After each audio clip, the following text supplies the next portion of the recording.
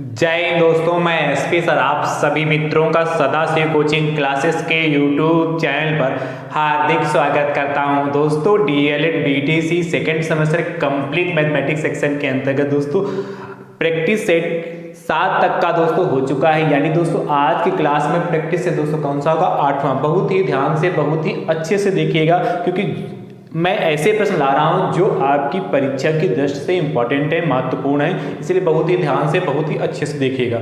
इसके पहले जो मैंने प्रैक्टिस सेट प्रोवाइड कराए हैं आप जरूर देखिएगा। इसके लिए मैंने प्लेलिस्ट बना रखी है जिसका नाम है DElEd second semester maths PS PYQ and MP 2024। इस नाम से प्लेलिस्ट बनी। जैसे आप इस पर क्लिक करेंगे तो प्रैक्टिस सेट आप यहां से देख पाएंगे।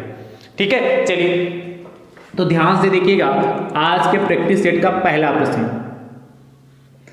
क्वेश्चन फर्स्ट कह रहा है वह अधिकतम संख्या ज्ञात कीजिए।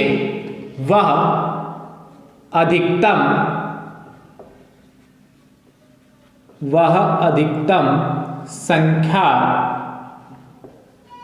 अधिकतम संख्या ज्ञात कीजिए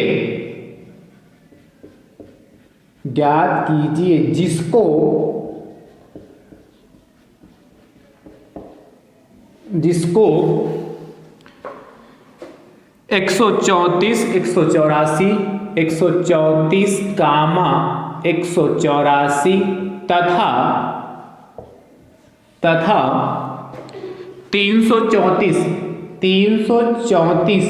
में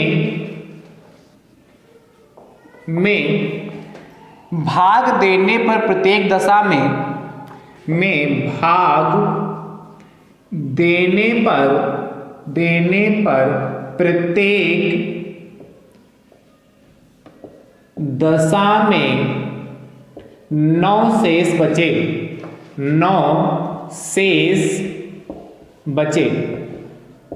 प्रत्येक दशा में 9 शेष बचे। देखिए बेहतरीन प्रश्न है, अच्छा प्रश्न है और आसान है। कह रहा है क्या? वह अधिकतम संख्या ज्ञात है। तो ध्यान से सुनिएगा, जब भी आपसे अधिकतम संख्या ज्ञात करने के लिए कहे या आपसे कहे वह बड़ी से बड़ी संख्या ज्ञात कीजिए, मैक्सिमम नंबर की बात आपसे कहे, चाहे अधिकतम संख्या ज्ञात करने के लिए कहे चाहे आपसे बड़ी संख्या ज्ञात करने के लिए कहे, हमेशा आपको मासा HCF ही निकालना होगा। परंतु इसमें कंडीशन भी एक लगी है। यहां से ये तो बात क्लियर हो गई कि आपको अधिकतम संख्या चाहिए, मैक्सिमम नंबर चाहिए, तो यहां से ये तो क्लियर होगा कि हमें HCF चाहिए। पर इसमें कंडीशन और लगी। क्या लगी? कह रहा है वह अधिकतम संख्या ज्ञात जिसको 134, 184 तथा 334 में भाग देने पर प्रत्येक दशा में 9 शेष बचे। कंडीशन क्या है? प्रत्येक दशा में 9 शेष बचे। तो जब भी इस टाइप का प्रश्न मिलेगा तो हमेशा जो भी संख्याएं आपको दे रखी है, कौन कौन सी?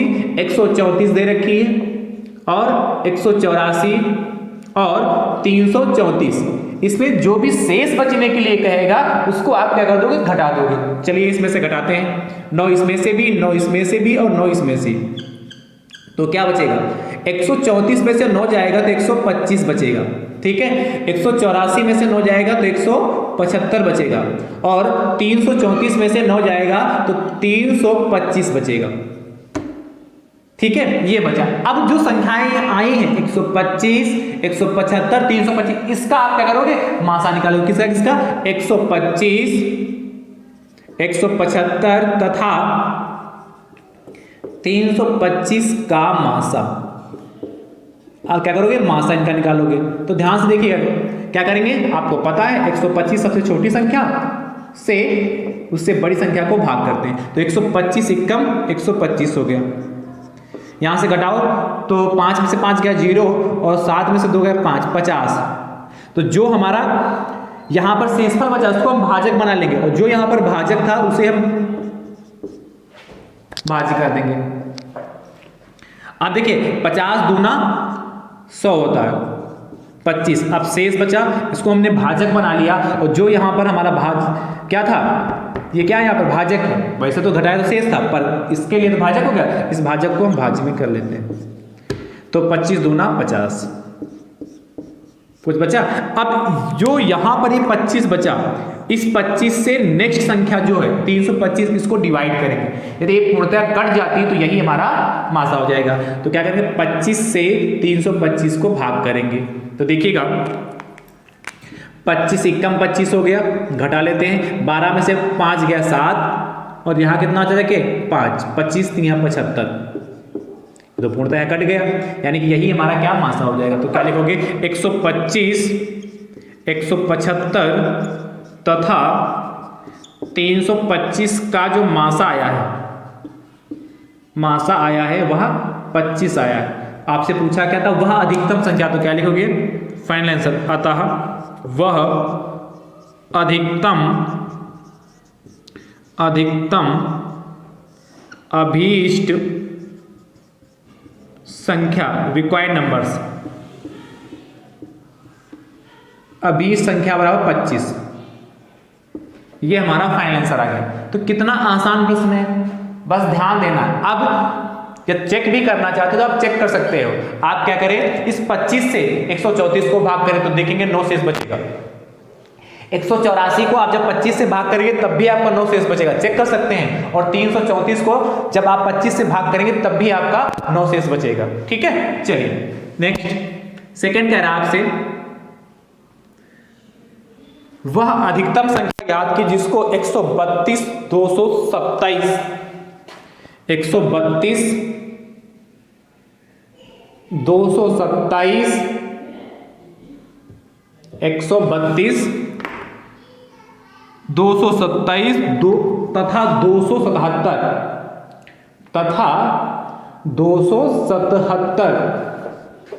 132 227 तथा 277 में भाग देने पर प्रत्येक दशा में 7 शेष बचे।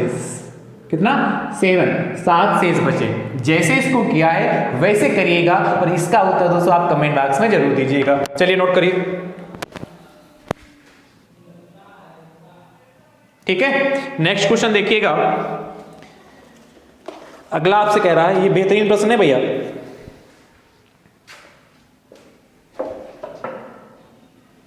दोस्तों यदि हमारी कही हुई बात आपको अच्छे समझ में आ रही तो वीडियो को अपने अपने स्तर से जरूर शेयर करते रहिए। थर्ड, तीसरा प्रश्न आपसे कह रहा है, पिता की वर्तमान आयु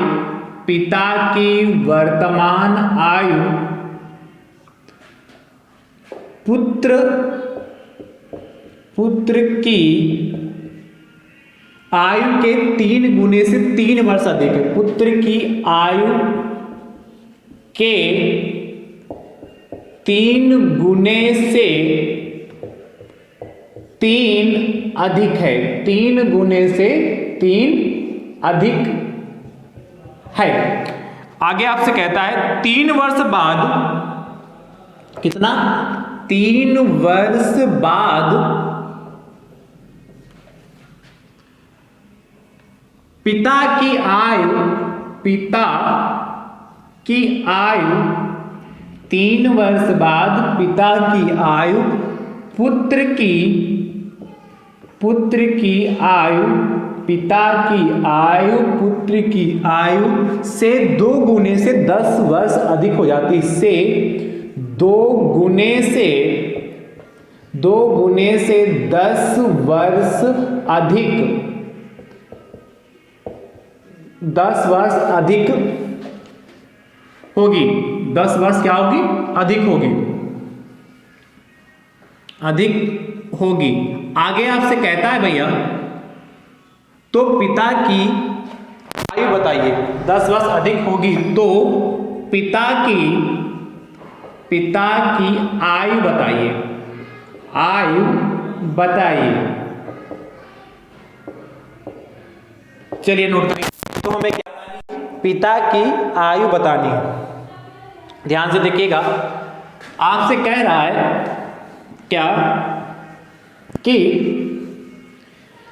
पिता की वर्तमान आयु पुत्र की आयु के 3 गुने से 3 वर्ष अधिक है। 3 अधिक है मतलब 3 वर्ष अधिक, इसका मतलब ये है, चाहो तो यहां लिख लो 3 वर्ष अधिक है।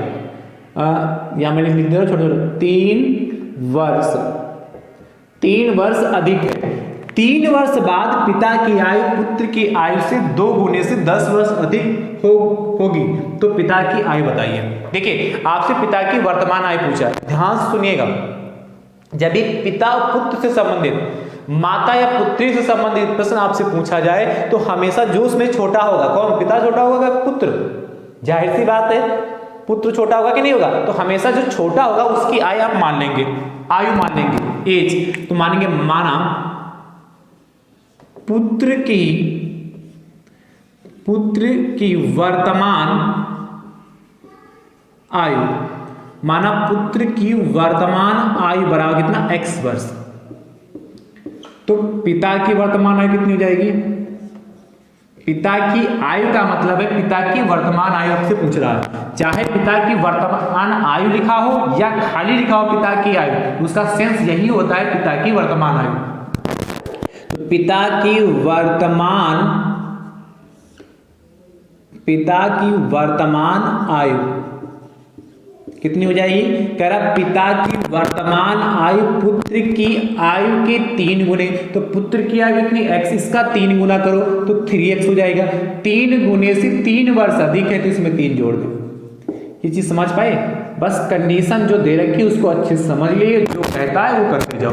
ये तो कह रहा पिता की वर्तमान आयु, तो जो पिताजी यही तो है, इनकी आयु पुत्र की आयु के 3 गुने, यानी पुत्र x वर्ष है तो इसका 3 गुना कितना हो जाएगा, 3x। 3 से मल्टीप्लाई ही तो करोगे, और कह रहा 3 गुने से 3 वर्ष अधिक, इसलिए 3 जोड़ दिया। अगली कंडीशन कहता है 3 वर्ष बाद। तो सबसे पहले हम क्या करें, 3 वर्ष बाद पुत्र की आयु निकाल लेंगे और 3 वर्ष बाद पिता की आयु निकाल लेंगे। चलिए निकालते हैं। तो क्या लिखोगे, 3 वर्ष बाद पुत्र की आयु 3 वर्ष बाद पुत्र की आयु कितनी हो जाएगी, x प्लस 3 वर्ष। भाई 3 साल बाद, जैसे मैं कहूं आज आपकी उम्र 22 साल है, तो 3 साल बाद आप कितने के होंगे? तो कहेंगे सर 3 साल बाद आज 22 के, 3 साल बाद हम 25 के हो जाएंगे। कैसे 25 के हो जाओगे भाई? कैसे आपके पास 25 पहुंचा? जब आपने 22 में 3 ऐड किया। वही कह रहा 3 वर्ष बाद पुत्र किया, आज पुत्र जो है x वर्ष का है, तो 3 साल बाद कितने का हो जाएगा, x प्लस 3 वर्ष का। इसी प्रकार 3 वर्ष बाद पिता की आयु, अब ध्यान से देखिएगा, 3 वर्ष बाद पिता की आयु, आज की डेट में पिता की आयु कितनी, 3x प्लस 3, और 3 और ऐड कर देंगे तो प्लस 3, इतना होगा वर्ष।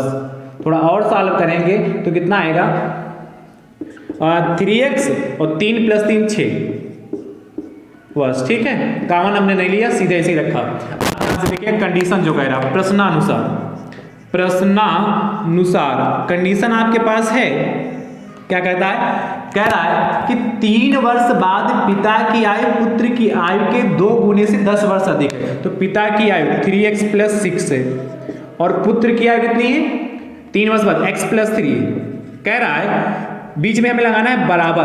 तो कैसे बराबर लगेगा, कह रहा 3 वर्ष बाद पिता की जो आयु है पुत्र की आयु से 2 गुने से 10 वर्ष अधिक है। कौन, पिता। तो इसीलिए हम पुत्र का 2 गुना करेंगे, पुत्र की आयु का 2 गुना करेंगे, तो इसी में 10 वर्ष जोड़ देंगे। बस ये ध्यान रखना, यदि हम पिता की आयु को 2 गुना करेंगे, उसमें 10 वर्ष जोड़ेंगे तो ऑलरेडी से बड़ा और बड़ा हो जाएगा, है कि नहीं। तो बराबर का मतलब ही क्या, दोनों पक्ष जो LHS और RHS बराबर हो। इसलिए कहा था पिता की जो आयु है वो पुत्र की आयु के 2 गुने से 10 वर्ष अधिक, इसलिए मैंने पुत्र की आयु में 2 गुना 10 वर्ष अधिक कर दिया। इसको सॉल्व कर ले, बस आंसर आ गया 3x प्लस 6 बराबर, इसकी मल्टीप्लाई करेंगे तो 2x प्लस 2 3 6 प्लस 10 हो गया, यानी कि 3x ऐसे ही रहा प्लस 6 बराबर 2x और 6 और 10 16 हो गया। इसको उठा कर डालना है तो 3x अपनी जगह पर है, प्लस का 2x बराबर के इधर आएगा, माइनस का 2x बराबर 16 और प्लस का 6 हो जाएगा माइनस का 6, यानी कि x बराबर आपका कितना 10 आया। भाई 3x में से 2x जाएगा तो x बचेगा, 16 में से 6 जाएगा तो 10 बचेगा, x की वैल्यू 10 वर्ष आई जाके। तो पूछा क्या था, पिता की आयु बताए, तो क्या लिखेंगे, पिता की आयु मतलब वर्तमान आयु कितनी 3x प्लस 3। तो क्या लिखोगे, अतः फाइनल आंसर, अतः पिता की आयु या पिता की वर्तमान आयु, दोनों का सेंस एक ही है।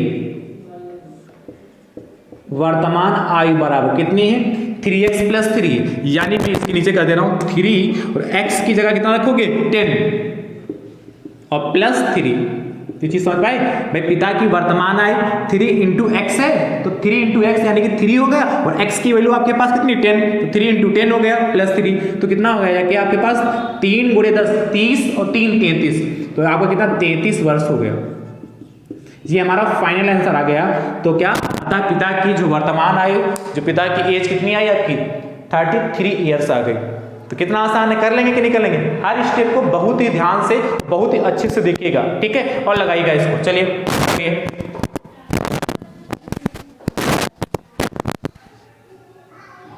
ठीक है, देखिएगा 34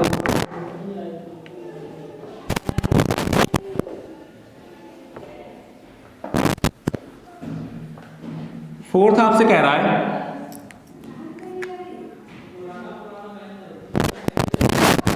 फोर्थ कह रहा है कि 83 के अंकों को 83 के अंकों को 83 के अंकों को परस्पर बदलने 83 के अंकों को परस्पर बदलने में प्राप्त संख्या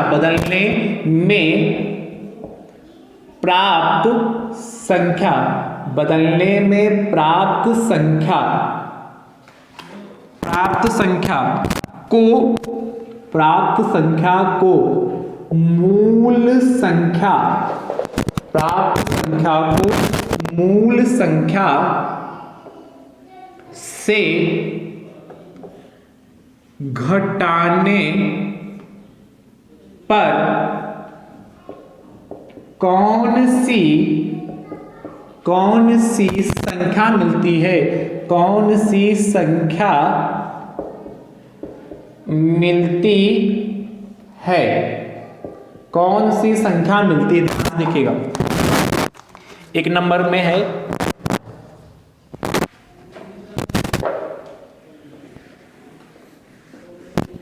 क्या कह रहा है, 83 के अंकों को, जो 83 है इसके अंकों को परस्पर बदलने में प्राप्त संख्या को मूल संख्या से घटाने पर। तो सबसे पहले क्या करेंगे, लिखेंगे क्या 83 के अंकों को परस्पर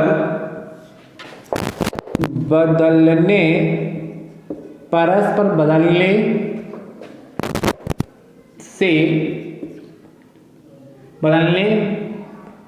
83 के अंकों को परस्पर बदलने में प्राप्त, चलो जैसे लिखा वैसे 83 के अंकों को परस्पर बदलने में प्राप्त संख्या। आप देखिए क्या कर रहा है, 83 के अंकों को परस्पर बदलने में, मतलब जहां पर 8 है वहां पर हम 3 कर दें, और जहां पर 3 है वहां पर हम 8 कर दें। क्या, जहां पर 8 वहां पर 3, और जहां पर 3 वहां पर 8, तो क्या बनेगा 3 और 8 38। 83 के अंकों को परस्पर बदलना है, तो जो 83 था उसको 38 बना देना है, 8 की जगह पर 3 और 3 की जगह पर 8 कर देना, बस इतना ही करना है।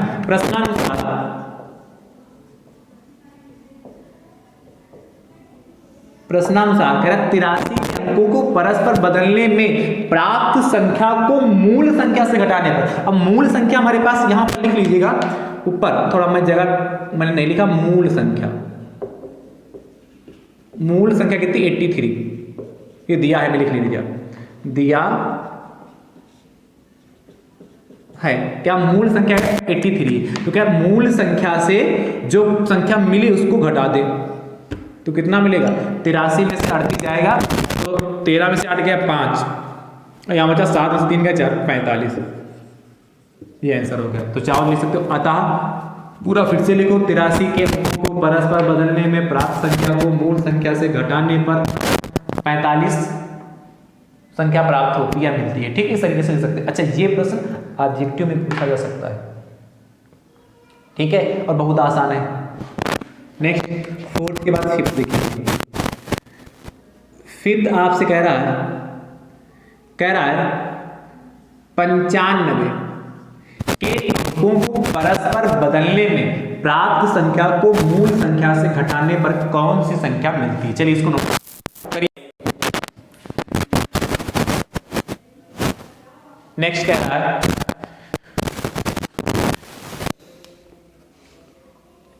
नेक्स्ट क्वेश्चन,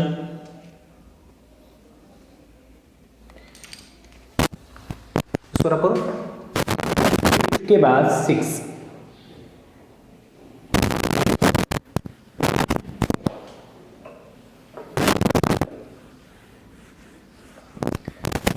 छठा प्रश्न आपसे कह रहा है एक रेलगाड़ी की चाल एक रेलगाड़ी की चाल x² + 3x + 2 किलोमीटर प्रति घंटा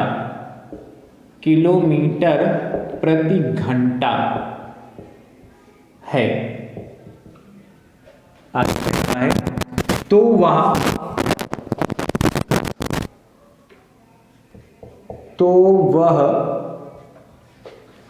आपसे कह रहा है x + 2 घंटे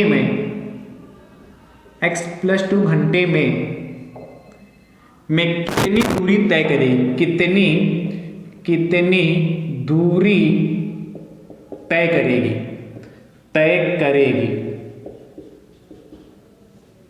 देखिए आसान प्रश्न आपसे कह रहा है एक जो रेलगाड़ी की चाल इतनी दे रखी है और वह कह रहा पूछ क्या रहा x + 2 घंटे में कितनी दूरी तय करेगी।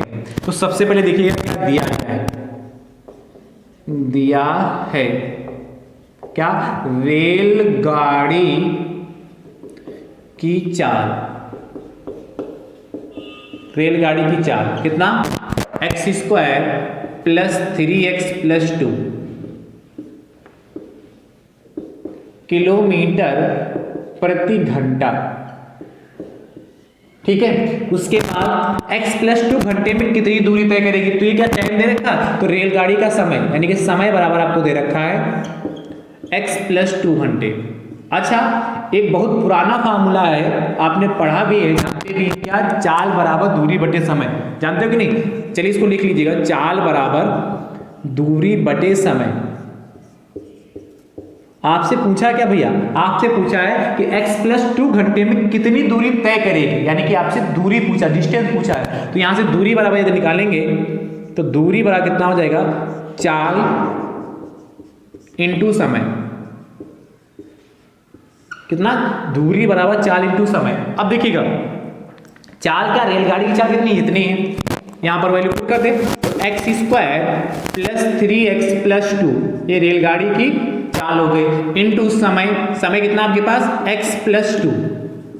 ठीक है, मल्टीप्लाई करना है, बहुत सिंपल है। तो मल्टीप्लाई करने के लिए मैंने तरीका बताया था कि जो ये लिखा है पहले नंबर उसको ऐसे का ऐसे लिख लीजिए और जो अगला ब्रैकेट उसको चिपका लीजिए x + 2।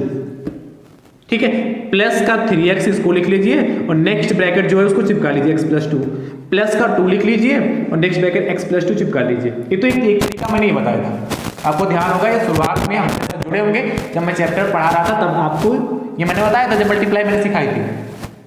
क्या x² ऐसे लिख लिया और जो अगला ब्रैकेट उसके पड़ोस में चिपका दिया, मतलब इन दोनों के बीच में गुणे का साइन लगाना, चिपकाने का मतलब उनके बीच में मल्टीप्लाई का साइन। फिर प्लस 3x लिखा, इस ब्रैकेट को चिपका दिया, प्लस 2 लिखा और इस ब्रैकेट को चिपका दिया। मल्टीप्लाई करते हैं कितना, देखिए x² की मल्टीप्लाई x से करोगे तो x³ प्लस 2 की मल्टीप्लाई x² से करोगे तो 2x² प्लस 3 और x की मल्टीप्लाई x से करेंगे तो x² प्लस प्लस प्लस ही रहेगा, 3 दूनी 6x और प्लस 2x हो जाएगा और प्लस 2 दूना 4। ये चाहो तो इस लाइन के बाद डायरेक्ट इस लाइन को लिख सकते हैं, क्योंकि जैसे मैंने यहाँ मल्टीप्लाई की, एक्स स्क्वायर की मल्टीप्लाई से एक्स से करोगे तो एक्स क्यूब हो जाएगा, एक्स स्क्वायर की मल्टीप्लाई 2 से करोगे तो 2x स्क्वायर हो जाएगा डायरेक्ट, प्लस 3x की मल्टीप्लाई x से करोगे 3x स्क्वायर हो जाएगा, 3x की मल्टीप्लाई 2 से करोगे तो 6x हो जाएगा, प्लस 2 की मल्टीप्लाई x करोगे तो 2x हो जाएगा, और प्लस प्लस प्लस होता है 2 दूना 4, यही आएगा नहीं। तो इस लाइन को नहीं भी लिखोगे, डायरेक्ट इस लाइन को लिखोगे अभी जरूरत नहीं। अब सजाती पद इनको एक साथ में कर लेते हैं। तो देखिएगा एक्स क्यूब ऐसे ही रहा, plus 2x square plus 3x square कितना हो जाएगा 5x स्क्वायर, 5x स्क्वायर हो गया, और प्लस का 6x प्लस 2x कितना 8x हो गया, और प्लस 4, ये तो होगा x cube 2x square plus 3x square 5x square 6x plus 2x 8x plus 4। तो अतः रेल गाड़ी ऐसे लिख लो, क्या पूछा था दूरी, डायरेक्ट लिख दो अतः दूरी बराबर, या अतः रेलगाड़ी द्वारा तय की गई दूरी बराबर, ऐसे लिख सकते हो। अतः लिख लीजिएगा अतः रेलगाड़ी द्वारा तय की गई दूरी बराबर इतने किलोमीटर, किलोमीटर प्रति घंटा था तो किलोमीटर, इतने किलोमीटर, ये हमारा फाइनल आंसर है। अच्छा, यदि इसी प्रश्न में x की वैल्यू दे रखी होती, जैसे कह देता यदि x बराबर 2, यदि x बराबर 2, तो शुरुआत में था यदि x बराबर 2 हो तो एक रेलगाड़ी की चाल इतनी है, किलोमीटर प्रति घंटा है, और x प्लस 2 घंटे में कितनी दूरी तय करेगी। इसमें अब करना क्या है, नेक्स्ट प्रश्न में इसको नेक्स्ट बना देता हूँ, 6 के बाद 7 ही कर दे रहा हूँ इसको, 7 प्रश्न है, यही सेम प्रश्न है यहाँ, यदि x बराबर 2 कहा, यानी कि लास्ट में यहाँ क्या लिखोगे, यदि x बराबर 2, तो जहां जहां पर x है वहां पर आप क्या करोगे 2 पुट कर दोगे। ध्यान सुनिएगा, मैं कराऊंगा ना इसको, आपको कमेंट बॉक्स में इसका उत्तर देना। x की जगह पर आपको 2 रखना, तो 2 का क्यूब प्लस 5 इंटू 2 का स्क्वायर प्लस 8 इंटू 2 प्लस 4, जो भी आएगा बताइए कितने किलोमीटर आएगा। चलिए नोट करिए। नेक्स्ट आपसे कहता है 7 के बाद 8, एक प्रश्न होमवर्क में ऐसा ही दे रहा हूं, एक रेलगाड़ी की चाल आपसे कह रहा है 5x square plus x plus 8 kilometre प्रति घंटा है, तो वह कह रहा है 2x प्लस 3 घंटे में कितनी दूरी तय करेगा। यदि x बराबर आपके पास यहां पर है 3, यदि x बराबर 3, ठीक है, तो जैसे मैंने इसको किया वैसे करिएगा और बताइएगा कि इसमें जो रेलगाड़ी कितनी डिस्टेंस को कवर करेगी। ठीक है, चलिए अगला 8 के बाद 9 देखिएगा।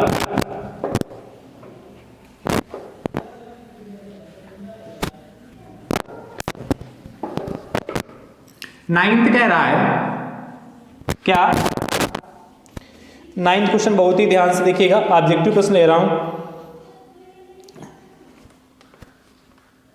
ठीक है। आपसे कह रहा है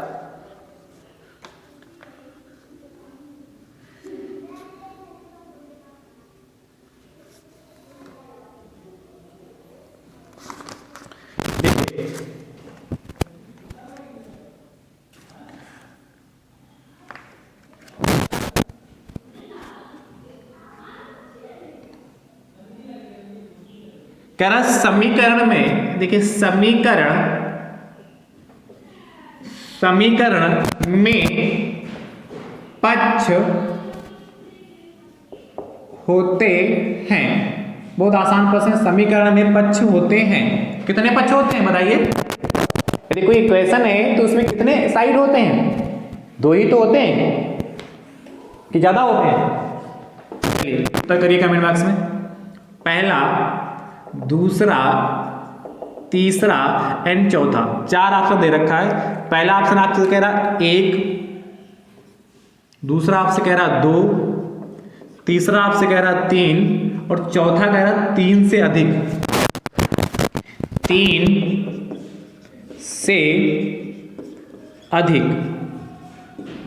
3 से अधिक। तो आपसे कह रहा है कि समीकरण में पक्ष होते हैं, तो आप जानते हैं यदि कोई इक्वेशन है जैसे लिखा हो तो x प्लस 3 या x plus 5 equal to 2, x plus 5 equal to 2, तो देखिए आपको पता है बराबर है तो एक पार्ट इधर होता है एक पार्ट इधर होता है। इधर वाला पार्ट हमारा LHS कहलाता है और इधर वाला पार्ट हमारा RHS कहलाता है। तो किसी भी इक्वेशन यदि कोई इक्वेशन है तो उसमें कितने पार्ट होते हैं? दो। समीकरण में कितने पक्ष होते हैं? दो, LHS और RHS। ठीक है, बायां पक्ष और दायां पक्ष, दो पक्ष आपके पास होते हैं। नेक्स्ट देखिएगा, आपसे कह रहा है कि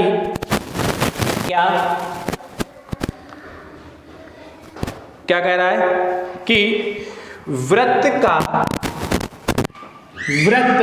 10 नंबर आपसे कह रहा है, 10 कह रहा है वृत्त